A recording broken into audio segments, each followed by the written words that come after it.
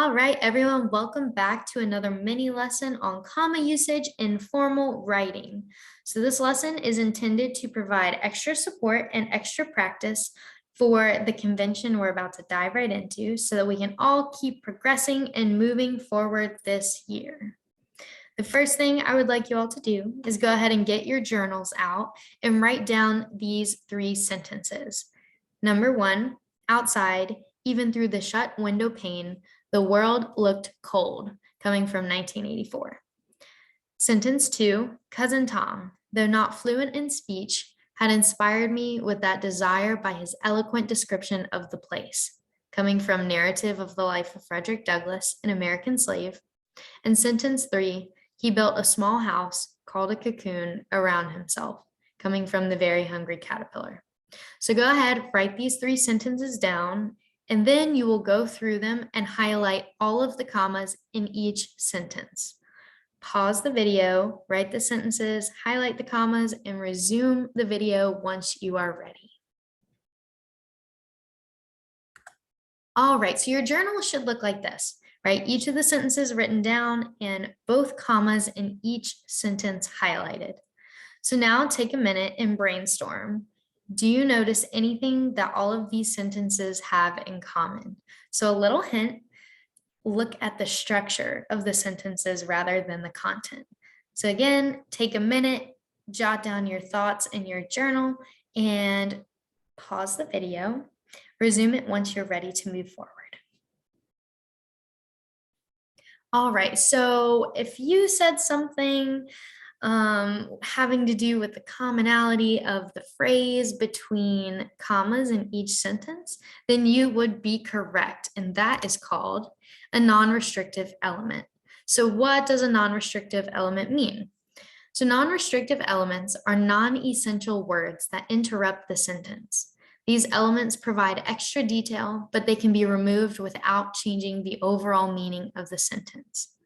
These non-essential interruptions need to have commas on both sides. Take a look at the visual at the bottom of the screen that has part of a sentence, a comma, an interrupter, another comma, and the rest of the sentence.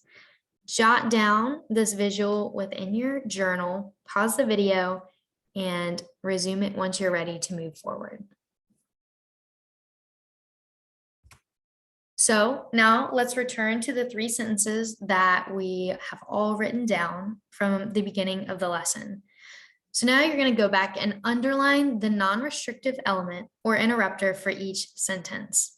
Then you're going to provide reasoning behind what you underlined. So an example for number 1 that I've done for you says, outside, even through the shut window pane, the world looked cold. I underlined the middle portion between the 2 commas.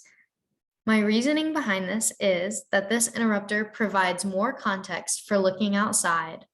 It gives more detail about what the window looked like, where I was looking from, but it is not essential to knowing that the world looked cold outside.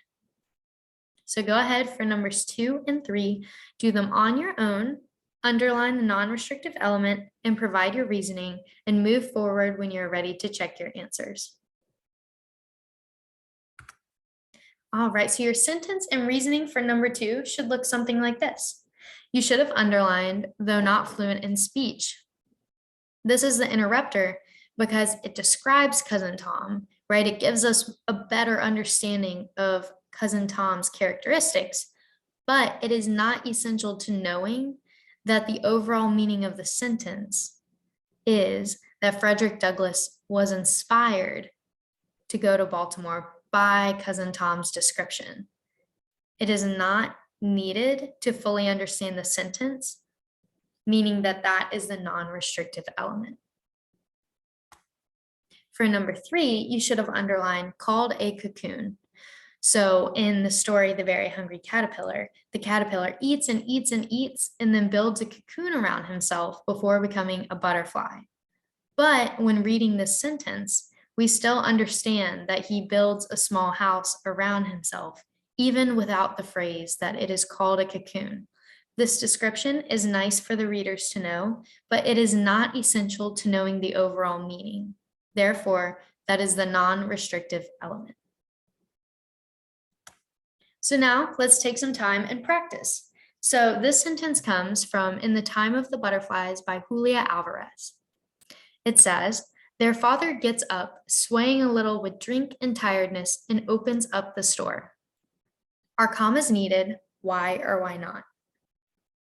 The first thing we're going to want to do is to take away that middle element, right? So you can pretend that the comma placeholders on either side of the phrase are like handles of a basket and lift that basket right out. So you're going to lift this part of the sentence right out of the whole of the sentence.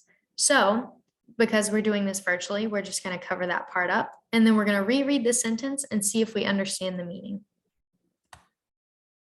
The sentence now says, their father gets up and opens up the store. So, is this phrase essential to the meaning, or does it just provide added description? The interrupter is an added descriptor, and it is not essential to the meaning of the sentence. So, yes, commas are needed.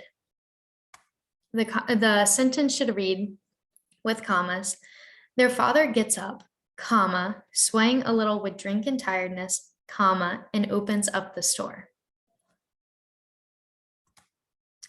All right, so let's do another practice. This sentence says, everybody who goes home to lunch, hold up your hands. And that comes from To Kill a Mockingbird. Are commas needed? Why or why not? Again, we act as if these placeholders are handles of a basket and lift this basket, this phrase, right out of the sentence. So the sentence would now read, everybody hold up your hands.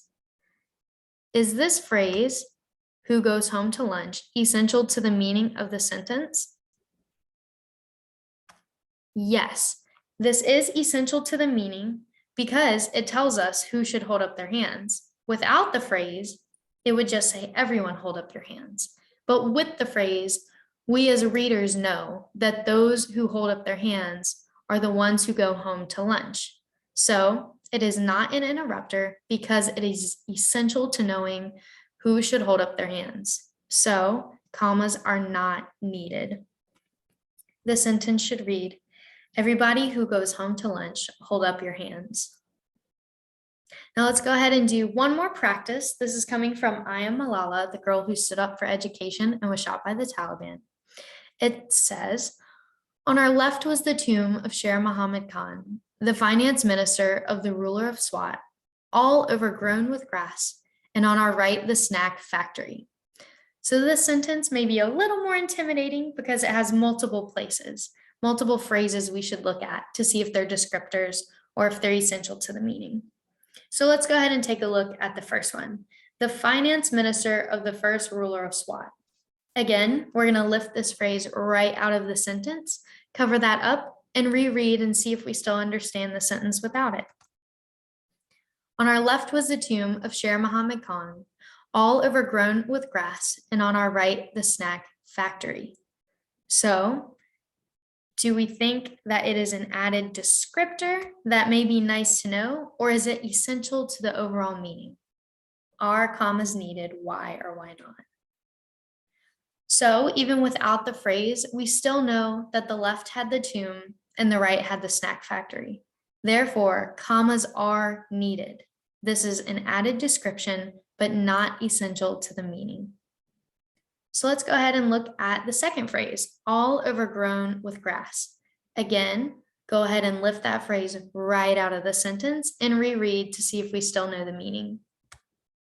On our left was the tomb of Sher Muhammad Khan, the finance minister of the first ruler of Swat, and on our right, the snack factory. So do we still have a clear understanding that on our left was the tomb and the right was the snack factory? Yes, this is just an added descriptor that is nice to know, but not essential to the meaning. So for each of the instances, commas are needed. All of the interrupters are added description and are not needed to fully understand the sentence. Therefore, the sentence should read, on our left was the tomb of Sher Muhammad Khan, comma, the finance minister of the first ruler of Swat, comma, all overgrown with grass, comma, and on our right, the snack factory. So now we're going to move into an imitation activity where we are going to actually write some examples of sentences that contain non-restrictive element. So the first one we're going to do is going to describe a person. So first, you'll read the original sentence that contains the non-restrictive element. You're going to look at the example that I provide, which will mimic the structure of the original, but not the content. And then you're going to write your own sentence in your journal that follows this pattern.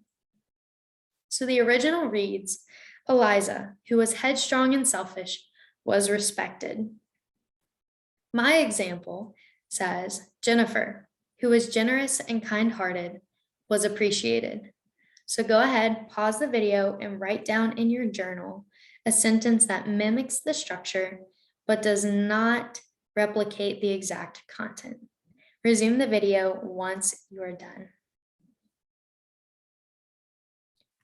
Now we're going to move into a second imitation activity, which will describe a place instead of a person, but you'll follow the same procedure of reading the original, reading my example, and replicating a sentence of your own in structure, but not with the same content. So the original reads, my house was at the very tip of the egg, only 50 yards from the sound, and squeezed between two huge places that rented for 12 or 15,000 a season. My example is, my apartment was right near the college, about 90 miles away from my hometown, and located right beside the school's basketball arena. So again, write your example sentence that will describe a place using a non-restrictive element and a comma before and a comma after that element, and resume the video once you're ready to move forward. All right, now that you have those written in your journal, know that I am going to take a quick look at them next class, and I will get a better understanding of how you all are doing with non-restrictive elements in this grammar convention. Before we wrap up this mini lesson, though, I do want to tell you all a disclaimer. I want to take a minute and acknowledge that commas are part of the grammatical conventions that perpetuate white mainstream English.